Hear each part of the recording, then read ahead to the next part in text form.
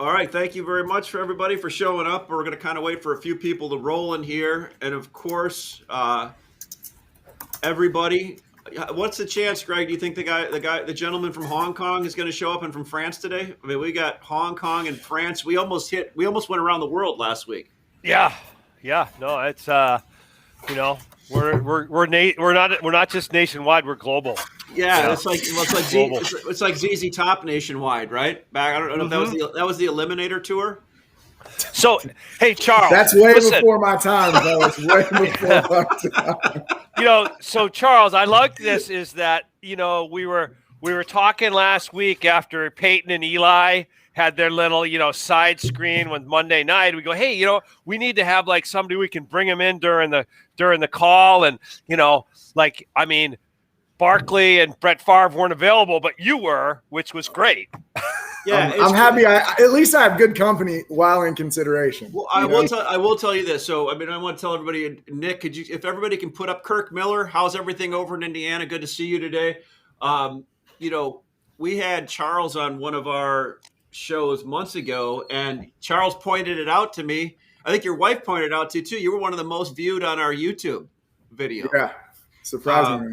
Because I haven't gotten a haircut since March of this year. Yeah, well, it's like I'm just impressed that your wife knows you're in the lumber business, Charles.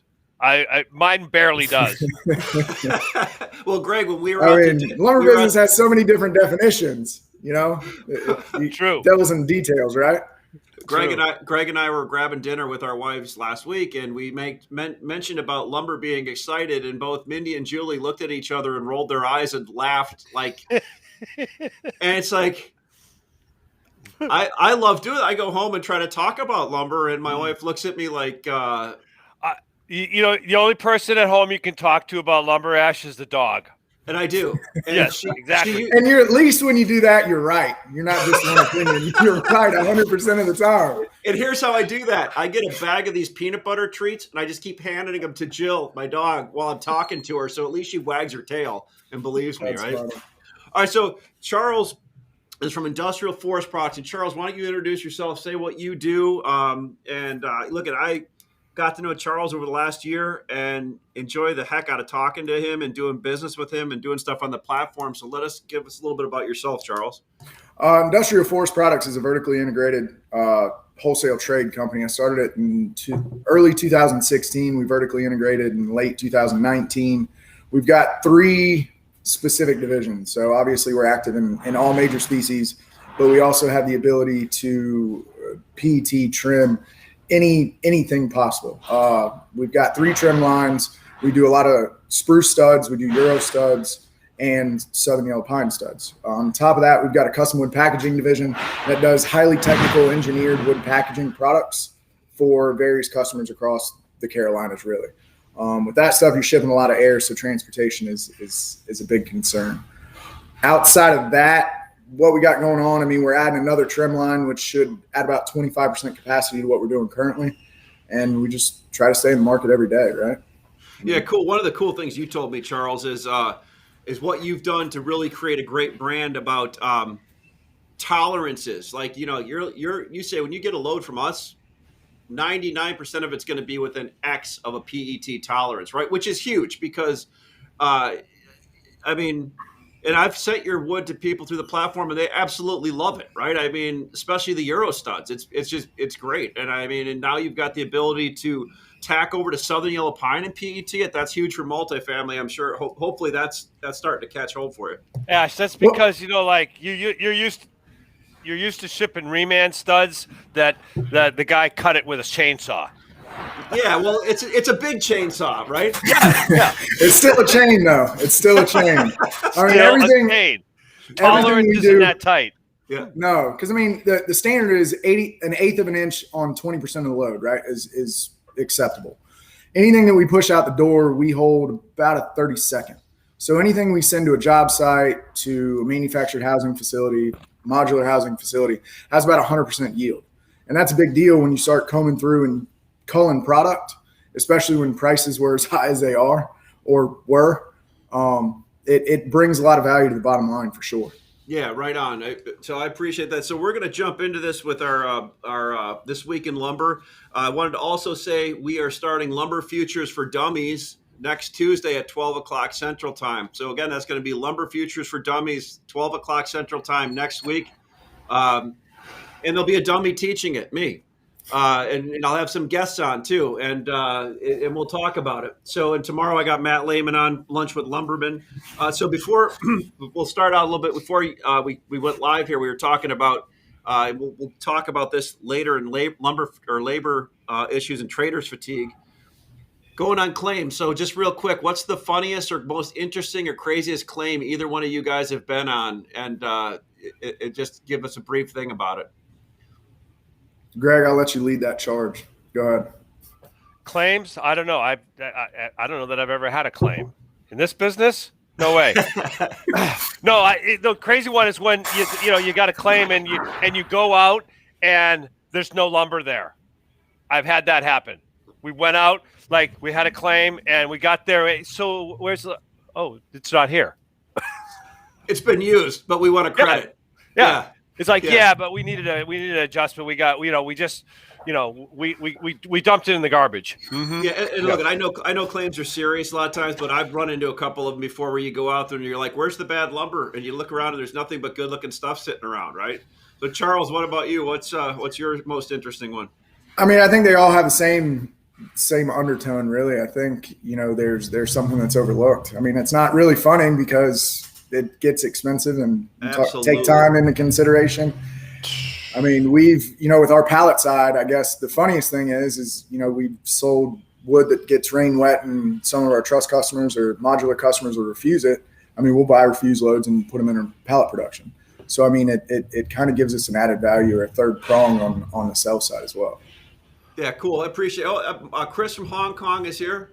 And Mike from Shelton, Washington is here also. Great to see you, Mike. Let's start out real quick and talk about housing starts, existing homes, Greg, and we'll chat about that a little bit. So the housing start report came out yesterday. I mean, I guess, the highlights that I pulled out of it were year to date for 8 months. We're up 25.7% in permits, 21.5% in the starts. And my big number is, and we talked about this last month, is authorizations. That's permits have been pulled, but it has not started, are now up 50% versus last year. Whoa, so that's steadily the authorized but not started continues to grow, which I look at as a real positive in terms of that's Why is that? Well, part of it is because we have the constraints on other supply chain and labor, et cetera. But the great thing is that just keeps building the runway of months of good business in front of us. Yeah. No, that's interesting that is actually that high. Is that the highest? So, can I ask a question? Do you know the answer to this? Is that the highest that's ever been in housing, or do you have that data? I don't have that. I should look. I should look to see if I can dig that number out. How high the actual number has been. Okay. And how did that break down? I mean, I'm saying is I think the number for the month. Hang on, I have that right here. Well, but like while I'm pulling that out, existing home sales came out today. And they were down a little bit from last month, but there again, I pulled out, the info that I pulled out of the report was the month's supply of existing homes was 2.6 months. Price of existing home was up 13.4% from the same time. Oh, no, take that back. 14.9% from last year. So, low supply, higher prices, all of this, all the housing data says that housing is on very solid footing. So, Greg, what's the punchline to the joke? Or what's the availability of existing homes for sale? All of them. It's just a question of what price. Charles, anything? I bet your house is even for sale at some price. I told my wife if it ever got to this number, I would sell it. And she reminded me of that the other day, that we're almost to that number. And I'm like, I never said that. Right. Yeah. I think I was just joking, honey. So, Charles, any feedback on the housing starts? Anything you're seeing there? Anything nuances with multifamily or anything? I think we're seeing a lot more inquiries. We're seeing a lot more people pull the trigger. Obviously, lumber price has a lot to do with that.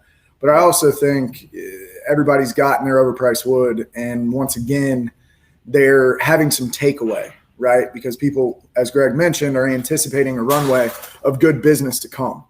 So they're gathering the horses, so to speak, to make sure that they can execute as well as possible.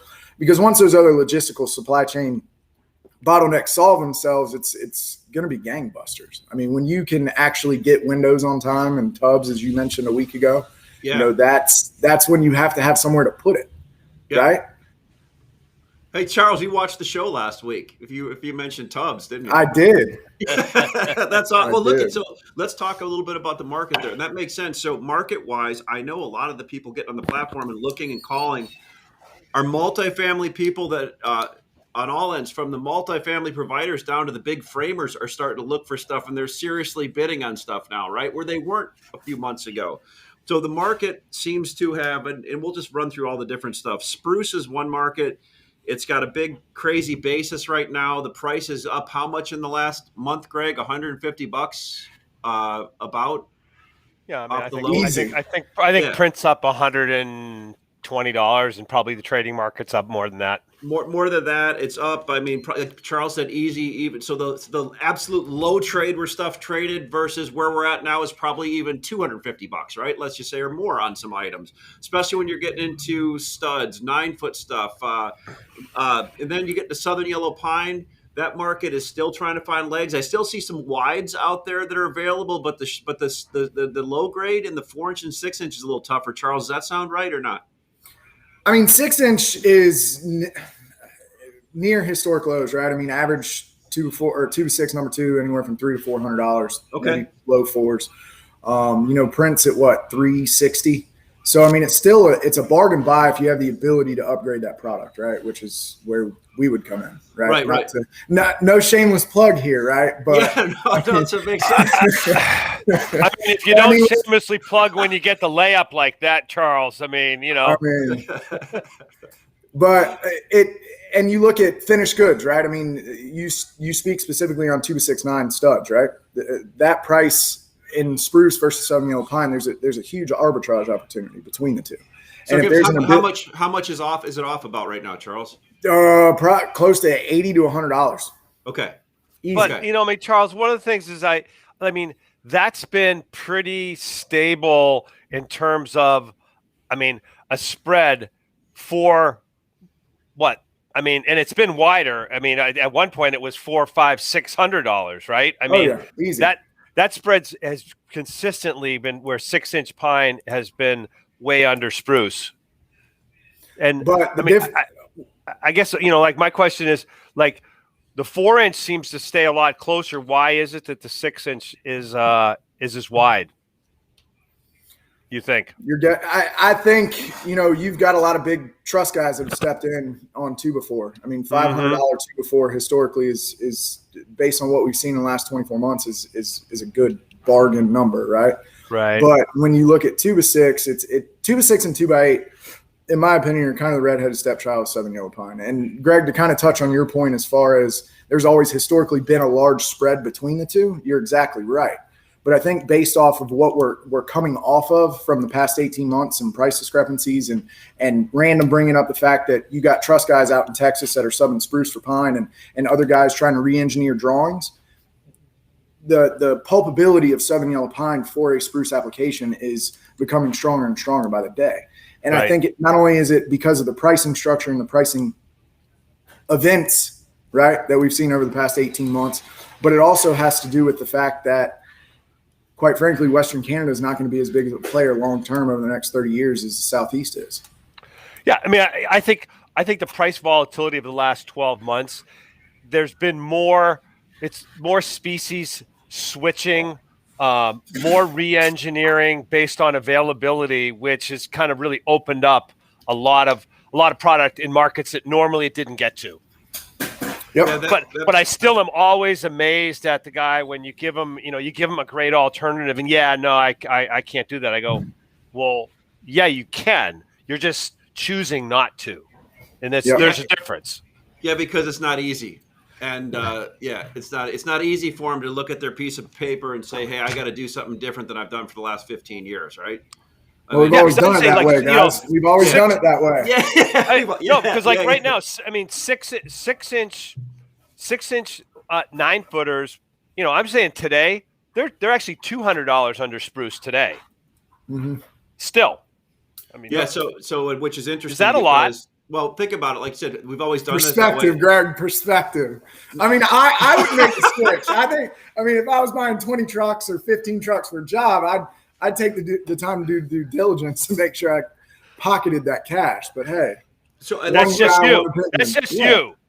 Yeah. Real quick, let's go back to the one thing everybody likes talking about too. OSB. OSB seems to have bottomed out 4 weeks ago. Kind of did. Charles, you're usually pretty good in the Southeast market. What are you seeing on OSB in the biggest producing area? It's kind of touch and go, honestly. You got guys that have needs and they're covering them, and you have guys near-term needs and they're buying them. You also have multifamily guys that are putting out feelers for first quarter of next year. Yeah, they're looking for forward pricing, and the question from a panel standpoint is, you look at it historically. December and first quarter of January specifically, OSB prices are always depressed, right?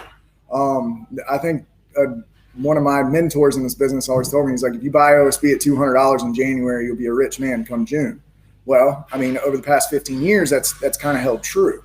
But the question now is you went from $900, $1,200 wood to what happened in the fourth quarter of last year. Is that going to happen again if you're using price forwards? How do you hedge that bet? Number one.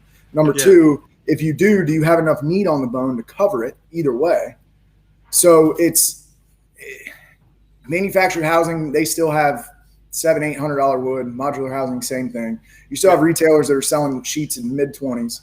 So it's touch and go. But then you have Lowe's and Home Depot that you're going up against for 9 units at a time versus a truckload, and they want, they're under you by 25 cents, which doesn't make a lot of sense, but it's a loss leader for those guys. So it works. Well, I mean, it's also is they had the least amount of costed inventory, so they were able to adjust their costs rolled down so much quicker than anybody else, right? Well, I think a lot of that has to do with the fact that Lowe's did a huge humanitarian project in Charlotte and donated a bunch of OSB. But a donation is better than a loss, right? Yeah, for sure. I mean, doesn't charity start at home? It does, indeed. So, hey, I was going to ask you. So, you brought up a good point. We were talking about this, Charles, and I've heard this, and I can't. Maybe trader fatigue. Tell me about it. What's it's got so many different meanings to it. What do you think about when we're sitting here today, and it's the 22nd of September, and we're worn out from doing a bunch of stuff? You want to pick 2 markets, and that's it. No, whether it's historically speaking, I mean, I myself trade Canadian spruce, Euro spruce, Southern yellow pine, and OSB mainly on the panel. Let's talk about just trader fatigue and everything. I mean, in a way. Right? Well, yeah, but I mean, when you get so tired of the price volatility, like Greg mentioned, $200 price discrepancies between 9-footers and spruce versus pine, spruce being up $150, it makes you just want to say, okay, I'm going to pick these 2 items, stay in my box for the next 90 days, and live to fight another day, Q1 and 22. I mean, it's tiresome, and you, as a trader, you can't sell out of an empty wagon, right? So you gotta make sure that you have product to sell, that you're hedged correctly, and you're kind of covering your own, what. But it's difficult when you have one market, such as spruce, that is up $150, and you have pine, which is a direct derivative of spruce, because now, even more now than ever, because of the substitution capability or openness to do that, and it's barely getting any footing. Do you think the future? You think the futures plays into that, Charles? Yeah, no. Okay. Fair enough. I think it does, because it's the easiest natural hedge, right? As far as spruce goes, and you have some people that are active in that financial instrument market that are not active in the physical. So there's a little bit more players in the game, right? Where Southern yellow pine, there's not a direct derivative unless you're doing lumber swaps. So yeah, no, that's great, Greg. You and I have talked about it before too. But just like you'll just sometimes say this wears you out, right? What's your? Well, I mean, I likened a lot of the last 12 months like sitting in this chair as being an Indy driver. I was watching that new Netflix thing on Formula One. Formula One, yeah, exactly. And no, because you had to be like strapped in. The prices were changing so rapidly sometimes that it was virtually impossible to stay on top of it. Fortunately, in the rising part of it, it's okay because the market bailed you out of every mistake that you made. But in the last 3-4 months, it's really accentuated. Every mistake that I made cost a ton of money. Yeah, well, before we got on the call, it's like, I've been on a couple of claims because you got to handle them right away, and they're not small. It's not. There's no $100 or $200 claims in this business anymore.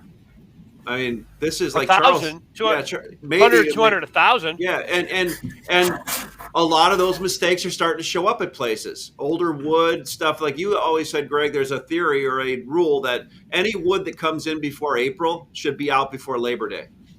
Well, no, actually, right? I think before April should be out by the 4th of July. And if it's in before the 4th of July, should be out by Labor Day. Why do I think that didn't happen this year? Yeah. Look at any chart, to the extent that it needed to.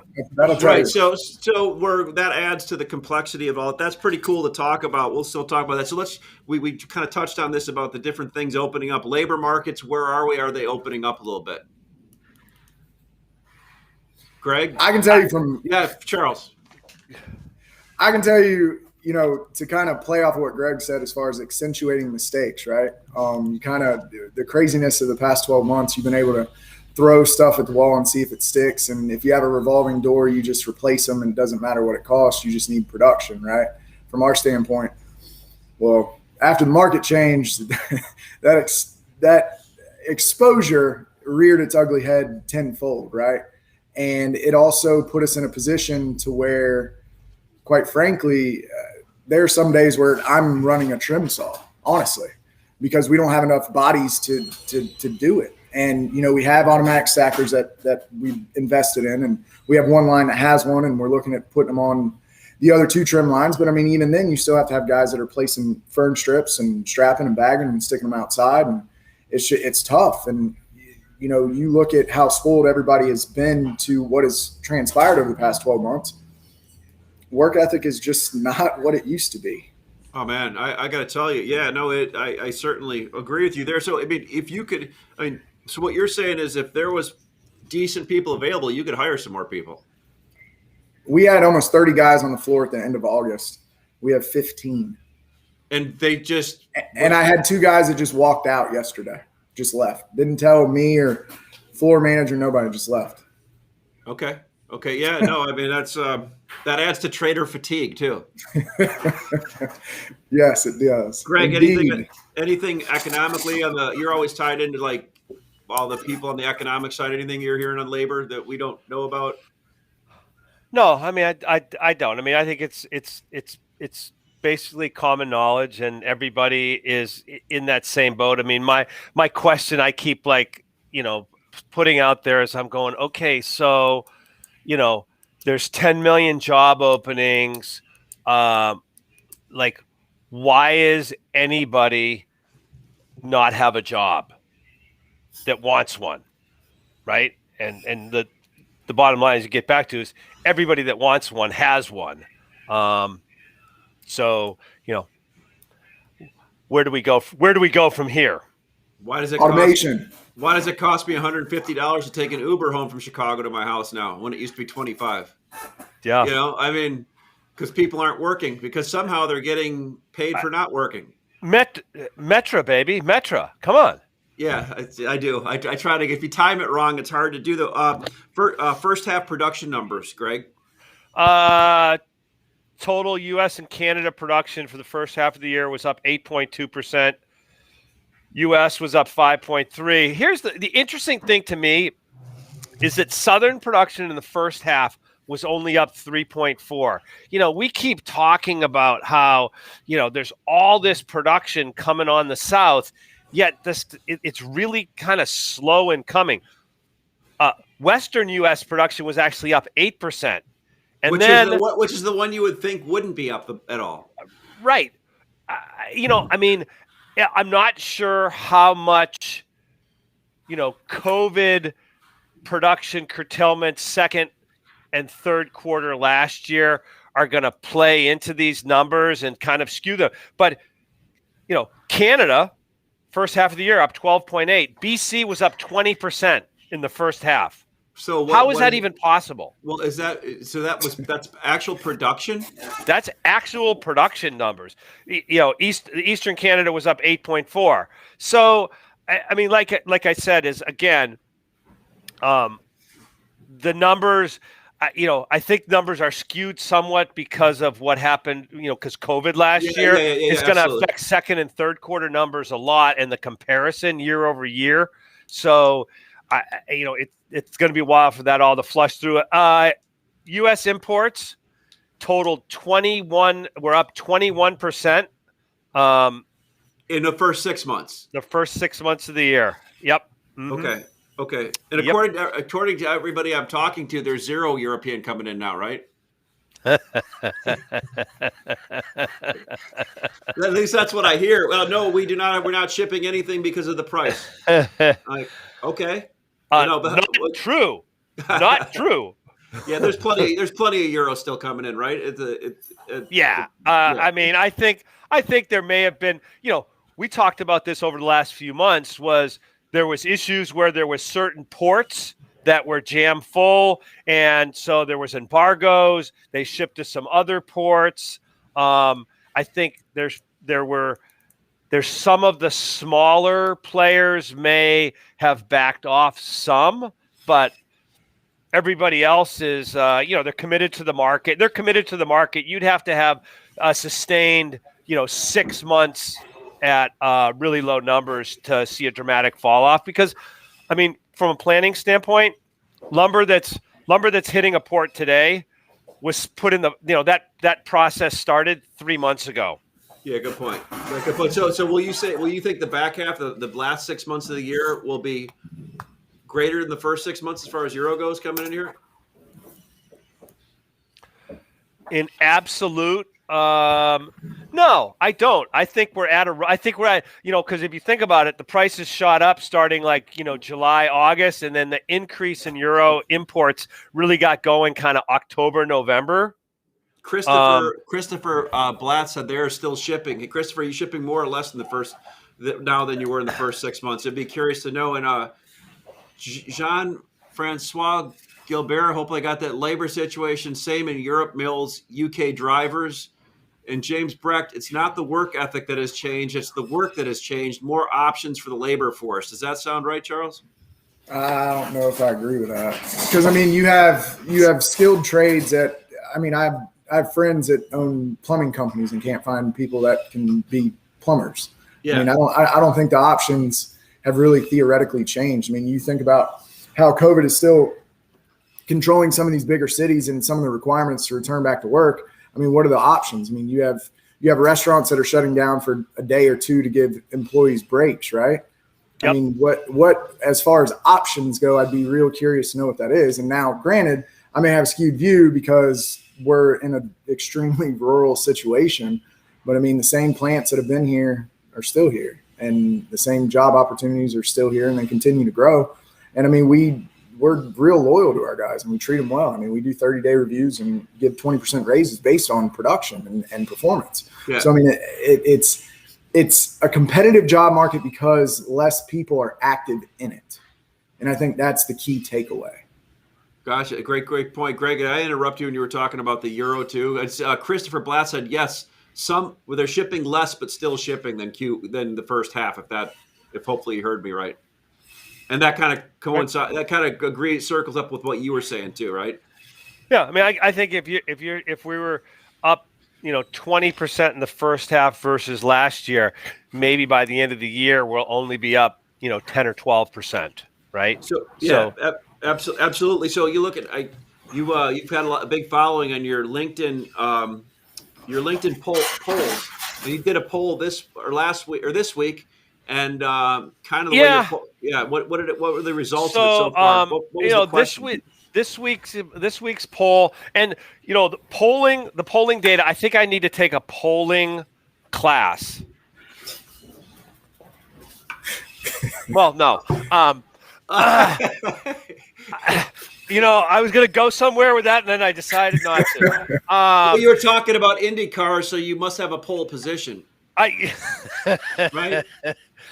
So, I think as we've been doing this polling, we've talked about it's revealed it's been pretty accurate in kind of revealing what's going to happen in a George Costanza kind of a way, is like whatever the poll leans towards, the market ends up doing the opposite, which is, So it's like a Festivus poll for the rest of us. Yeah. Yeah.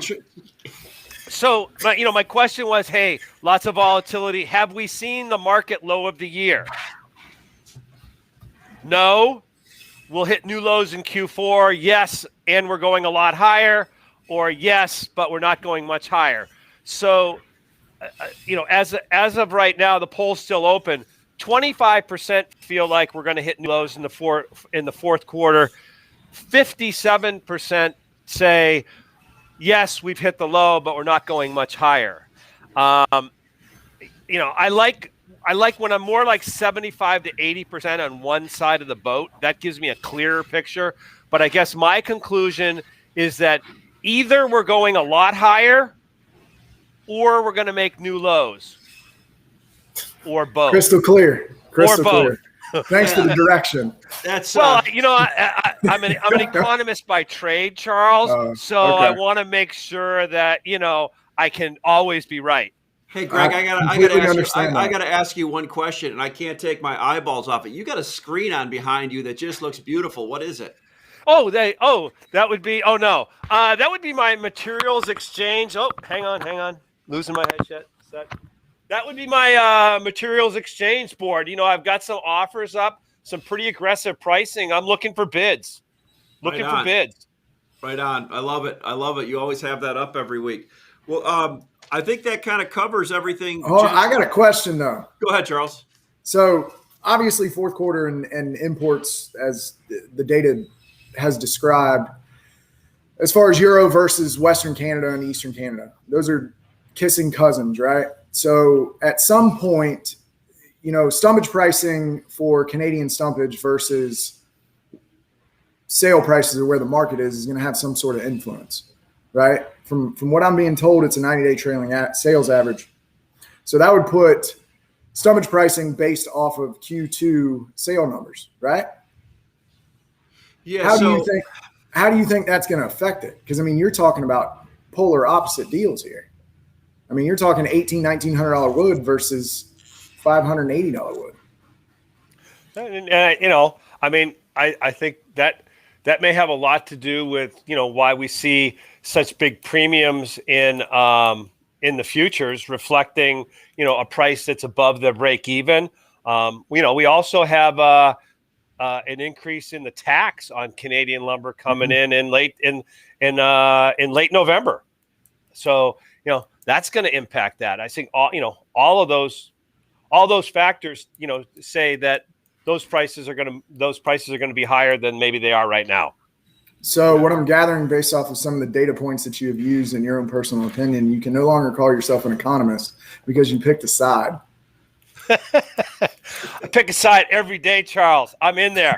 I'm always, you got to be, hey man, you got to be in to win. But what Matt and I have tried to talk about in this format is we work really hard to try and divorce our personal trading position from the information that we impart to people, because as you probably know, the fact is every one of us is a product of whatever our position is.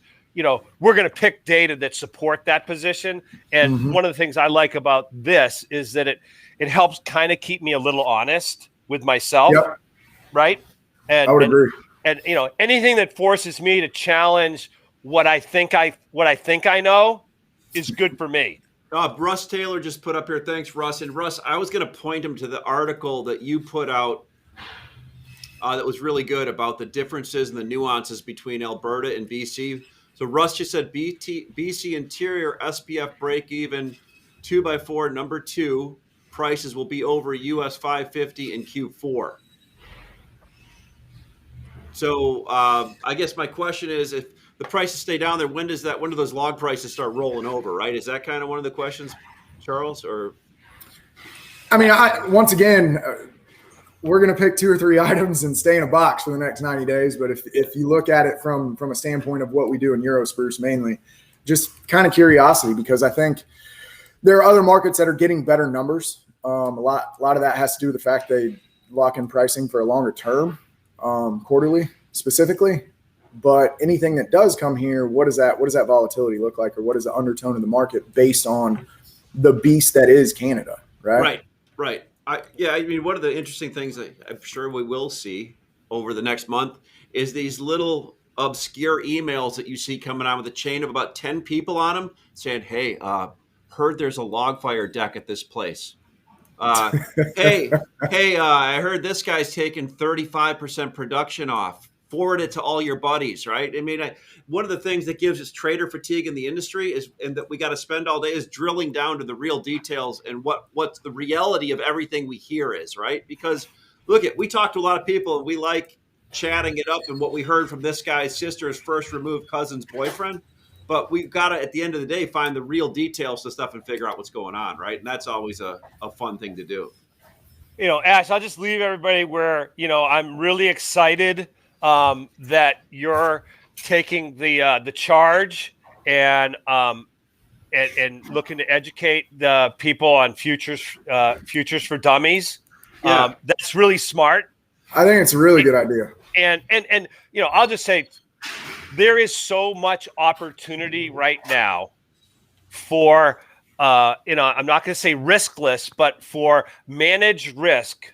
Did you just call me riskless? Go ahead. Sorry. For managed risk, I mean, to your point, when you look at the premium that November and January are carrying, and you can go the easy route and take the things that have closer correlation in the spruce items, or you can really go out there and, hey, if you have warehouse space there, I mean, look at the seasonal price averages on yellow pine Q4 to Q1. There's a reason why those prices are what they are, and it's because Q4 is the highest production quarter of the year and Q1 is the lowest production quarter of the year. Yeah, so that's irrespective of everything else. Now you got me thinking of, not only are like 2x6 Southern Pine absolutely good values, their relative value must be off the frickin' charts. Bingo! Right? We got a winner. I think that's what we were talking about when we first got on coming here. By. Yeah. Well, then you drill down. Then you drill down to certain lengths and go into specific lengths of those items and find the real sweet spot on that, right? Yeah. Remember when we filled that warehouse up with 2x12, 18s, and 20s, number 2 yellow pine? People are going, why are you buying them? Well, because you're selling them for $275 1,000. And the great thing about 2x12, that stuff can last forever inside of a warehouse. Yeah. No cupping. You can't even do it. It's just it's trying to bend steel, right? It's just, it's a beautiful thing. So hey, that's a great point. There is some great opportunity out there. And anybody that has money and a warehouse and would like more information, let me know. I'm here for you. I'm only missing 2 of those: money in a warehouse. I got a warehouse with no money, so maybe between all 3 of us, we can figure that out. All right, guys. Look at Charles. Man, it was awesome having you on today. We're gonna have to keep doing this, and definitely, I appreciate it. Yeah, no, and everybody, make sure, Charles. How do people get a hold of you? Do you publish my contact information? I don't know. I mean, yeah, well, only if you check the privacy box, No, just I don't have the I only have a private chat down here, but I want you to just mention it out loud what number they can call you at or how they can get a hold of you, your website and everything. Yeah, best phone number is 803-483-1300, and my email address is cDeLaTorre, like my last name, at ifpwood.com. Those are probably the two best ways to get a hold of me.